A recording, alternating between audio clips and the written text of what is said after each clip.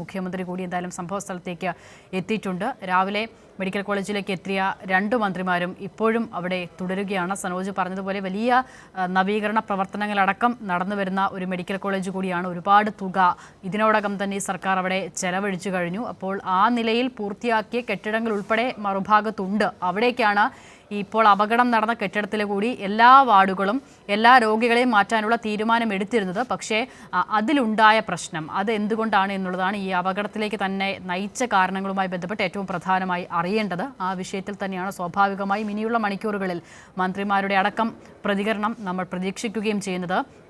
മുഖ്യമന്ത്രി എത്തിയിട്ടുണ്ട്. ഇപ്പോൾ നമുക്ക് ദൃശ്യങ്ങളിൽ കാണാം. മുഖ്യമന്ത്രി ചില കൂടിയാലോചനകളിലാണ്, ചർച്ചകളിലാണ്. സ്ഥിതിഗതികൾ വിലയിരുത്തുകയാകണം. മന്ത്രി വി.എൻ. വാസവനെയും സമീപത്ത് തന്നെ കാണാം. മറ്റുദ്യോഗസ്ഥരൊക്കെയും ഈ മീറ്റിങ്ങിൽ, ഈ യോഗത്തിൽ പങ്കെടുക്കുന്നുമുണ്ട്. അപ്പോൾ അതിനുശേഷം കാര്യങ്ങൾ ഒരുപക്ഷേ മുഖ്യമന്ത്രി തന്നെ മാധ്യമങ്ങളോട് സംസാരിക്കും എന്നുള്ളത് തന്നെയാണ് നമ്മൾ പ്രതീക്ഷിക്കുന്നത്. അപ്പോൾ അത്തരം ഒരു പ്രതികരണത്തിന് വേണ്ടിയാണ് ഇനി കാത്തിരിക്കുകയും ചെയ്യുന്നത്.